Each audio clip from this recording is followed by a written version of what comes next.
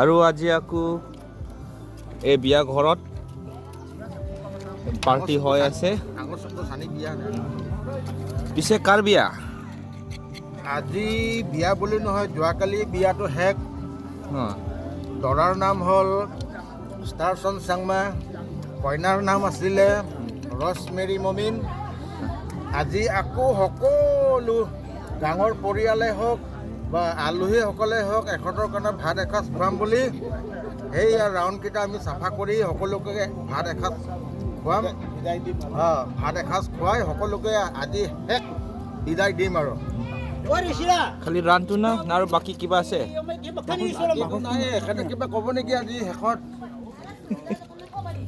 ক'বলগীয়া একো নাই, ভাল কৰিব পোৱাৰ কাৰণে ভালেই হৈছে। সকলো পৰিয়াল মানুহবিলাক আৰু গাঁৱৰ মানুহবিলাক সকলোৱে আহি পেলাই সহায় কৰি পেলাই মানে কামটো ভাল কৰি শেষ কৰিব পোৱাৰ কাৰণে বহুত ধন্যবাদ। সকলোকে ধন্যবাদ জনাইছোঁ। এইটোৱে ক'ম আৰু ধন্যবাদ বুলি ক'ম, এইটোৱে ধন্যবাদ।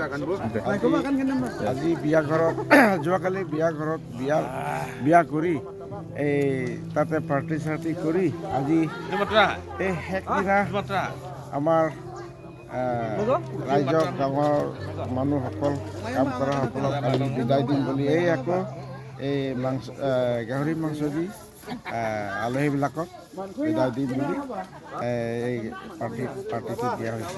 ইমানেই।